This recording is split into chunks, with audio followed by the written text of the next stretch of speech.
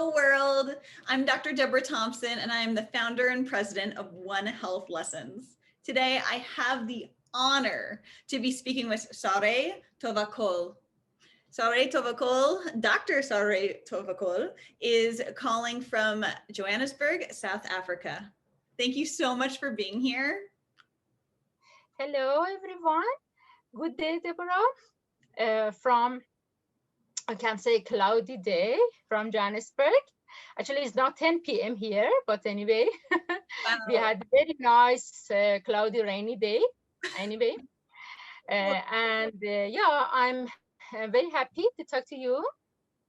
Likewise, And we're here in Washington, D.C. It's 3 in the afternoon and there's snow on the ground, which is pretty bizarre for Washingtonians. So pretty interesting these days. Well, so the reason why I really wanted to have this conversation is because the last time we were speaking, you were telling me about science art. And honestly, I know what science is, I know what art is, but can you help me and the viewers understand what's science art? okay, yes, as you said, that everyone knows what is science and what is art. Both actually are human actions to understand and describe the world around us. Both can help to build actually models of human experience. Everybody knows this, but what is science art? As the name is showing, okay, the combination of science and art. So science art actually tries to make some connections and sometimes some exchanges between the different disciplines of science through the templates of art actually. you know so through science art actually we can make and we can create the new collaboration, new experience, and actually new connections between the art world and science world. Yeah. Huh. Okay. So Oh, tell me if so getting through veterinary school, I yeah. had to learn anatomy and I had to draw a lot in order for me to imagine how things connect to each other in the body, like where the nerves travel in the body and things like that. Was Yeah. I indirectly doing science art without meaning to, or? Actually, not. I Okay. can say, yeah, that one that you are talking about, it's illustration, science illustration. So science illustration is completely different with science art. Science art actually has a story to tell you. You know, as the art, for example, if you go to a gallery, to art gallery, and if you are watching at the different pieces of art, you see that each piece of art has something to say, has a story. Especially in the new world, all of the artists, can try to make some challenges for the people. So if you notice, for example, nowadays, you can't find many artists that they are interested to, for example, paint the portrait of the people, because they want to make some new challenges for the people. They want to force the people to think about the story that they want to actually say about it. So science art actually is this. Science art is not illustration. Yes, in the anatomy course in your veterinary, for example, department, then you were drawing nerves and you were drawing muscles and even for example, the parasites and even the bacteria. It depends on which course you were attending. Yes, you were asked, for example, that to draw a parasite, for example, Giardia or whatever. But science art actually is not this. Science art has a story to say. Huh. So it's Yeah. like in my head, Giardia, it's a parasite. In my opinion, it kind of looks like a kite, kind of kind of shaped like a kite. So if Oh, I kind made, of. I mean, using your imagination, right? So if Giardia were to, if there's a story with Giardia Mhm. through science art, just to make sure I understand right, it would be like Giardia would be the main character, and it's going on a voyage through different water and You can, yes. It depends on, that what age of the kids in the schools, for example, that you are, talking with. For example, if you are talking with a biologist, the story of your science art can be different. If you talk for example, kids in 5 years old and in 10 years old, in 18 years old, it should be different. But the thing that, okay, I actually, did you mention about the Giardia? So let me show you one of my paintings that it's about Giardia, and it's here. beautiful. This is actually, this is a actually Giardia. Yep. And yeah, so I show actually here the intestine of a human. I wanted actually to show the kids that, okay, these parasites lives in the intestine of human, and it actually releases the eggs through the the intestine. And actually I show a human here, it's just getting actually a ride over the Giardia. So this means that human can control the Giardia infection. But how? With, for example, the hygiene um, rules. Sink. So yeah, I don't know you it's clear or not, but Yeah. here you see that, okay, so some fruits, drops of water. So this story, for example, wants to say that if you want to not take Giardia, then you need to drink healthy water and wash your fruits and stuff. So it's lots of a story behind this painting, but depends on what age of the kids or adults you are talking with, then the story can be, different. So you actually decrease or increase the level of your story, depends on the age of the kids. Yeah. So That is this is one. so cool. That is so cool. That reminds me way back. Let's not name the year because then you'll figure out my age. But way back when I was teaching kids about how to speak English, I was always showing them illustrations, and then they were building stories in English to explain the illustration. So it sounds like it's that, but with science stories. Exactly. And Yeah. and it's beautiful. Because that I believe actually, and all of the actually the people that they work on science art field, we believe that the normal and classic and old approaches, they can't work for 21st century. We encounter with the young actually people that they're from a very smart generation, I can say. So we have to think about it, how we can teach the kids, to force them to think critically, because as I said, that we need some new approaches to create a comprehensive solutions for the problems that we encounter in this world, in this century, yeah, the scientists actually science art, it's one of these things, one of these new approaches that can help us. So but we have to think, it depends on what field of science that we work and we consider. We have to think of what and how we can take something from art to teach science in a better way, you know and I don't know how much time I have for actually this question, but I Want would to hear like to more?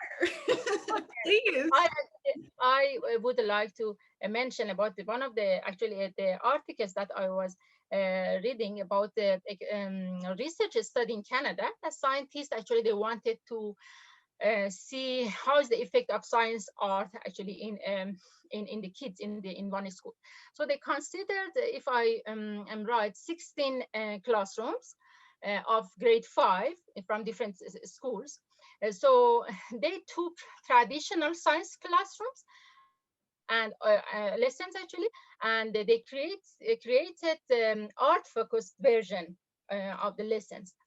And then, for example, in the traditional science lessons, the kids, they were learning about, for example, graphs and charts, the different subjects in the normal way. But in the art class, the kids, they were making some collage or, other type of art to remember the message of that lesson. So after a while, actually, the scientists, they were testing them, and they saw that the group that they were doing with the art, they remembered much better the lesson that they learned.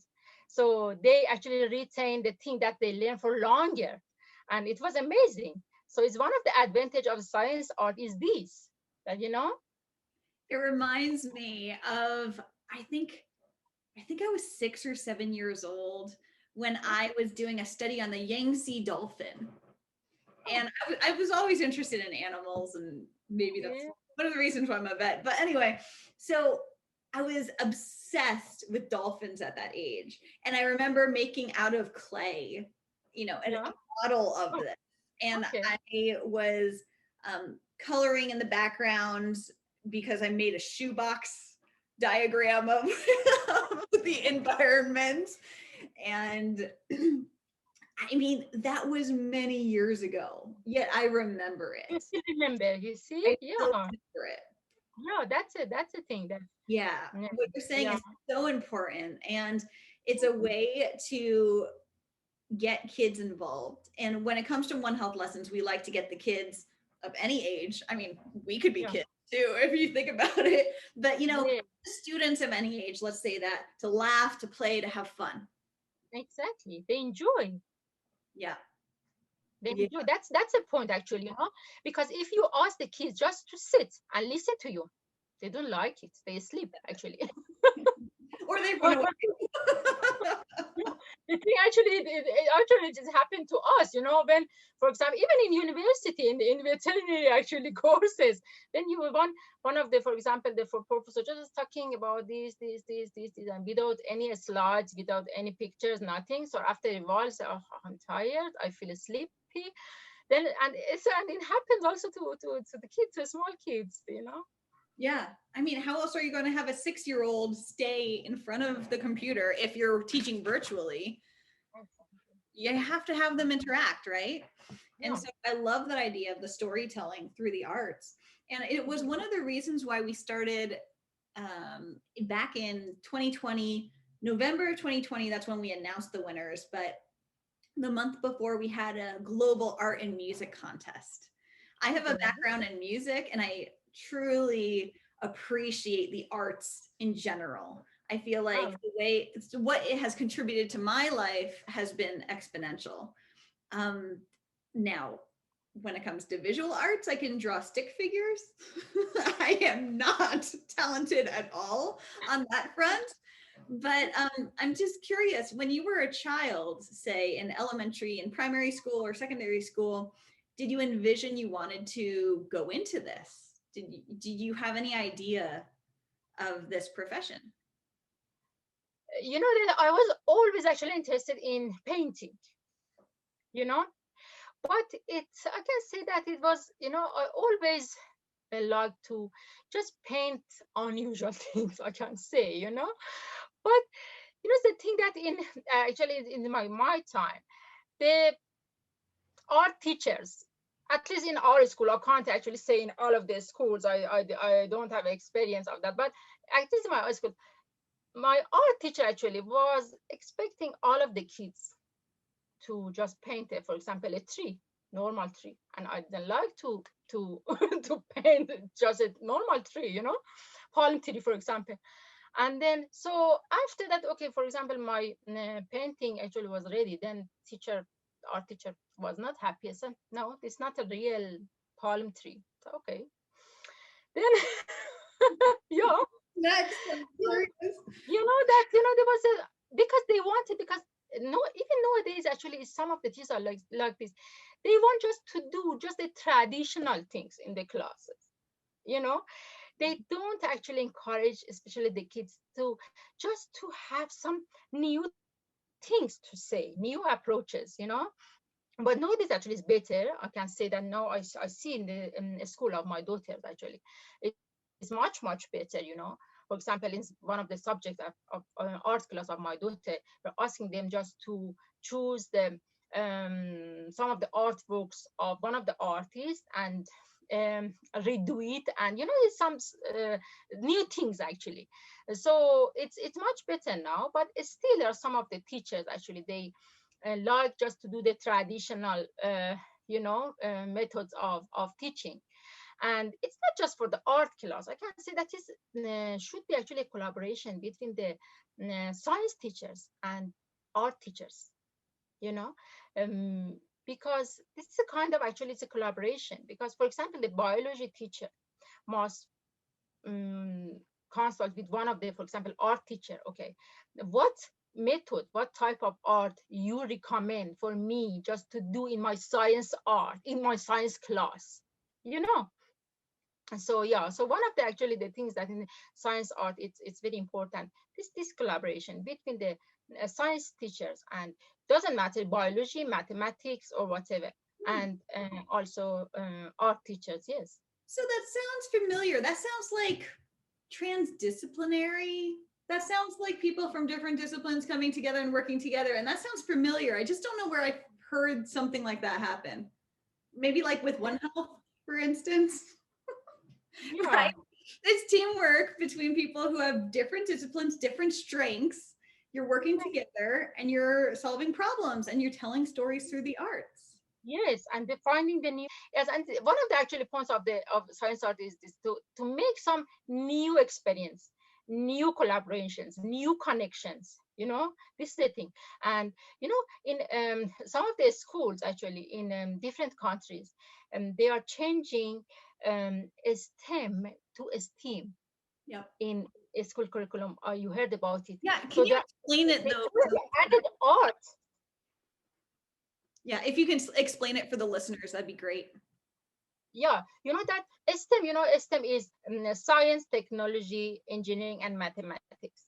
So after doing some research, like the research that I mentioned in Canada, in some of the schools, the scientists, they got some results, good results, that they have to add art to the normal curriculum, to the STEM.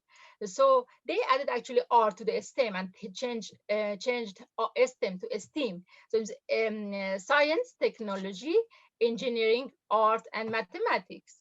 And so this is actually showing them that the people, the teachers, the scientists, they already noticed the importance of art in the normal curriculum, and then they added. So in other words, I can say that science might be made more complete with art. And this is a very, actually, I think that's a very important actually sentence. So science is complete. Nobody says that, okay, science has something, but art can make it more complete. That's Mhm. the thing. It's like having a sundae and having a cherry on it or without a cherry. I feel like the cherry helps. Yeah, you I see. think it's more delicious that way. Yeah, Um, exactly. yeah, and I think it's important for the listeners who are familiar with STEM, science, technology, engineering, and mathematics, understand that depending on what country you're living in, STEM has a different idea behind it, which is really interesting. If you think of North America alone, let's just say Canada and the US. When it comes to STEM, they think of those four disciplines really, truly working together through activities, and you address all of those four things at once.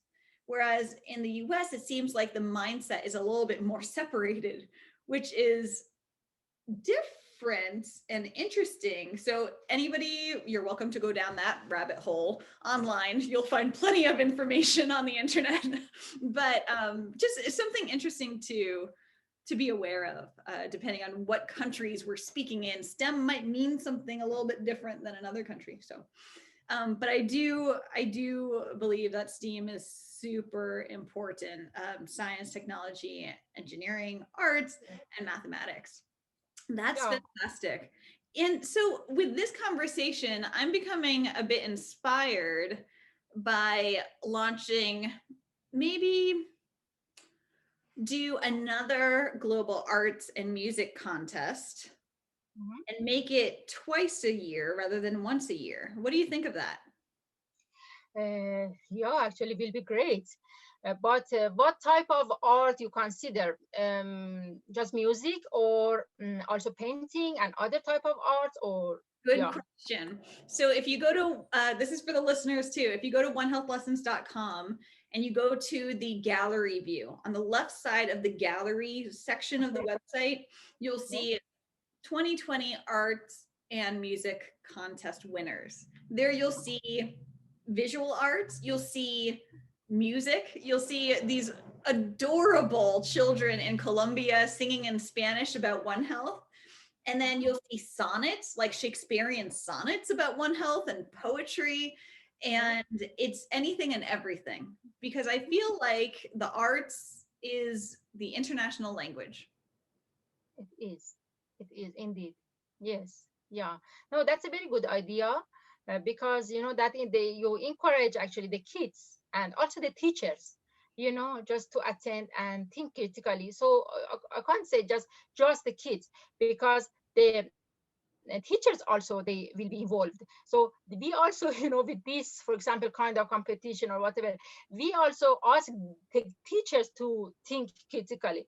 And the thing that the parents also, after all, the parents also, they will be involved, because the parents also, because some of the kids, they take help from the parents. So the parents also, they must think, okay, what we can create, what actually can be new in this field. So with this kind of activities, actually, you ask all of the members of the communities to just to think about, the art and science, and how they can be creative for the community. Yeah, I like that idea. Let's do it. Let's do it. The more arts in the world, the better. So yeah, okay, it will be done. And since the announcement was on International One Health Day, which is November 3rd, and that was November, then probably what we should do, if we do it 6 months, is we should make the contest deadline probably end of April, so that way in May, and then that way every 6 months we'll be announcing. Okay, everybody watching, you got a head start. We will be launching. Looking forward. I'm looking forward to. One of the things that I would like actually to show you, for last year, because of the COVID time and lots of, that limitation, that because, as I said, in 2019, actually, we were, me and actually and Dr. Ali, we were taking actually the paintings and we're taking to the schools, and we're talking about, for example, Giardia and other, and malaria, actually malaria life cycle, because it's a very actually important disease, especially in South Africa. And so we were engaging, with the communities and with the kids in the schools. But last year, because of the COVID time, that we couldn't actually do such activities. We did some, virtual things, but we couldn't actually have a lot, because of the problems of, for example, in the rural schools that we were working with, they didn't have enough, for example, device and whatever. So we thought that, okay, what activity we can do to do a science communication. So we actually prepared this mask. Let me show you. Can you bring it closer? Oh, yeah. Oh my gosh, that's a flea and a tick. And a tick. So what's the story of these two? Dr. Ali actually found these two parasites, actually tick and flea, from the animals. And so he actually took some pictures with microscope of these parasites. And I painted them on a paper, with the water, in both of them actually with the watercolor medium. And after that, we printed them. We printed actually the painting on the mask. And so this one actually got educational tools for us. So when we are going somewhere, for example, even for shopping or a part, not for actual party, because we're not going to a party, but when we actually are seeing the people, so we actually had a story to tell them about the tick, about the phylly, about the prevention of the infection with tick and phylly, you know. So we had a lot of a story with this mask.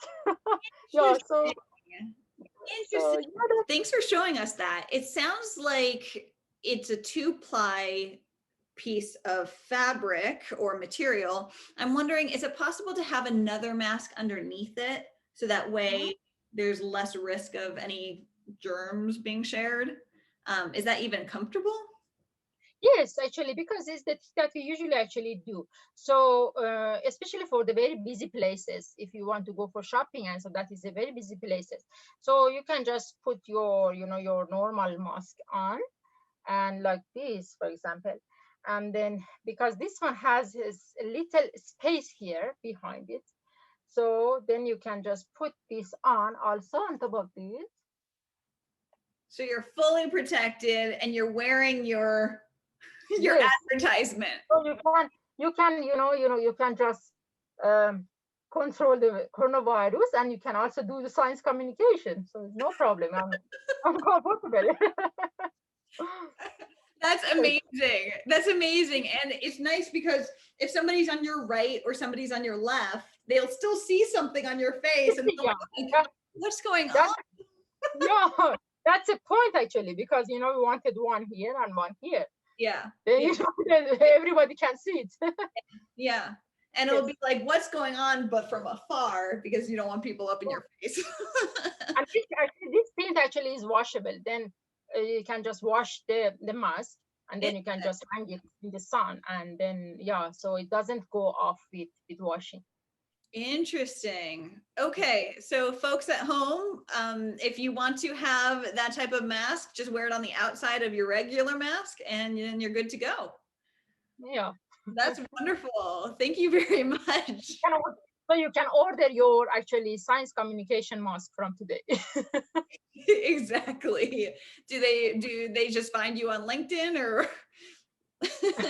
Yes, they can find me everywhere in Instagram, in LinkedIn. Yeah.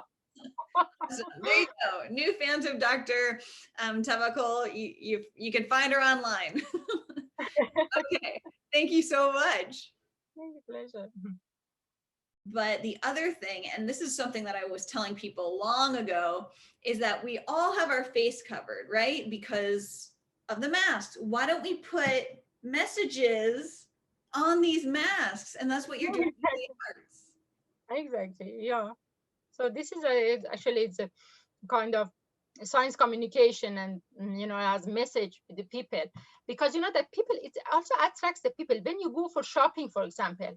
Then because everyone just wears the normal mask, just your medical mask or the normal cloth mask or whatever, but then they see it's something different on your mask, you know so then sometimes actually they ask you, what is it on your mask? Yeah, you can feel like you have a tick on your face. Like, why do you have a tick on your face? What's that? Yes.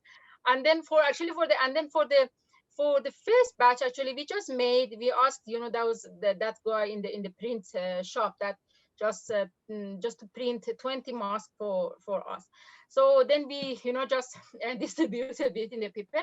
And then for the second batch, actually, Ali asked me just to add the larvae of flea and the tick to the painting. So I don't have it now, but for the second series of this mask, you can see also the larvae, the small larvae, because we wanted also to show okay, how is the larvae, of for example, tick or flea, and that one also was a nice thing. So I'm very excited. You would rather have those instead of, say, like, I don't know, a picture of a koala bear or a kangaroo or a deer or something like that. Yeah. You went with the tick and the flea. It's impressive, and it certainly is a talking piece for sure. Yeah. That's incredible. Wow. Such good ideas. I mean that this can be with any things that okay, you can just you can be creative and make something for science communication. Another actual painting of mine, it's a terracotta, it's a it's a ectoparasite of actually fish. Then actually I printed on t-shirt, and when I wanted actually to to give Ali a gift for his birthday, then I gave him a t-shirt. You gave your Yes, husband a t-shirt yes, of a yes. picture of an A picture of one of my paintings is the ectoparasites, of fish trichodina, you know. Okay. So So how do you explain what an ectoparasite is for everybody who's listening?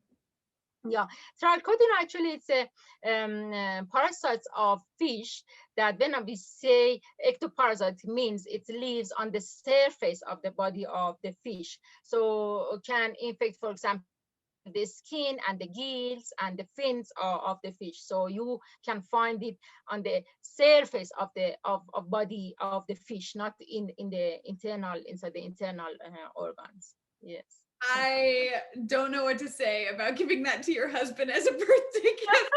No, but he enjoyed, and then he said, "Oh, thank you, it was amazing gift." So Wow. I think he liked it. Yeah, Wow. because he's also a scientist. So I'm not sure, but when you have, for example, a husband that is not scientist, he doesn't like the biology subject or something. I'm not sure. So you have to be careful, Yeah. But yeah, but it worked for my husband. I love it. That's amazing. Before saying goodbye, is there any message that you want to share with people who are interested in the arts, interested in science, interested in anything? They're open-minded. Do you have a word of advice or anything you'd want to share with young leaders in One Health?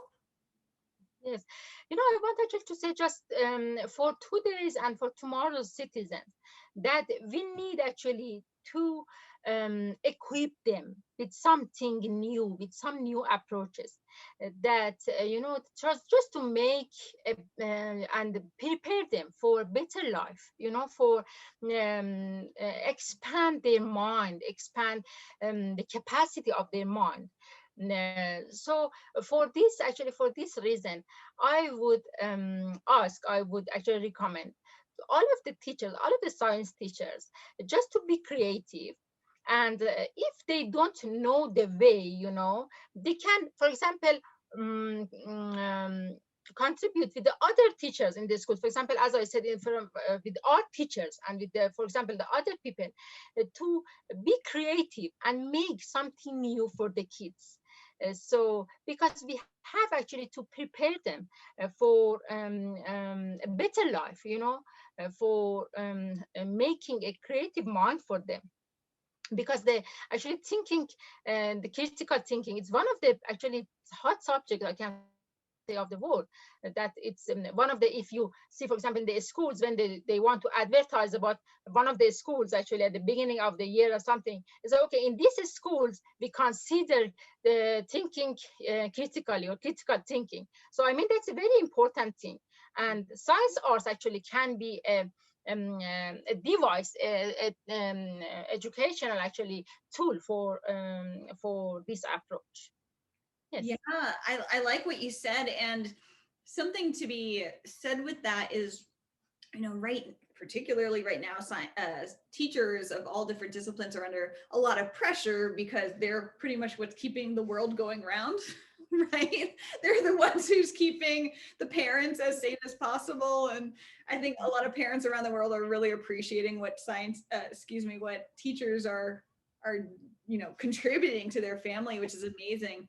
So Yeah, I think maybe taking that one step further, what you said, and thinking about how we as a community can help teachers get that exactly. extra step, um, Mhm. and push the creativity in just the educational system for Exactly. students. Yeah, yeah. I Yeah. love that message. Thank you so much for your time, Dr. Tavakol. I really appreciate this time together. I laughed a lot. I learned a lot. And I hope you all did too. Thank you Yes, again for having some thank time with you for inviting me for this interview, and I hope we can collaborate more and especially for that competition of One Health Lesson in the future. I'm really looking forward to. Look forward to it as well. Take care. See you next time. Okay, thank you.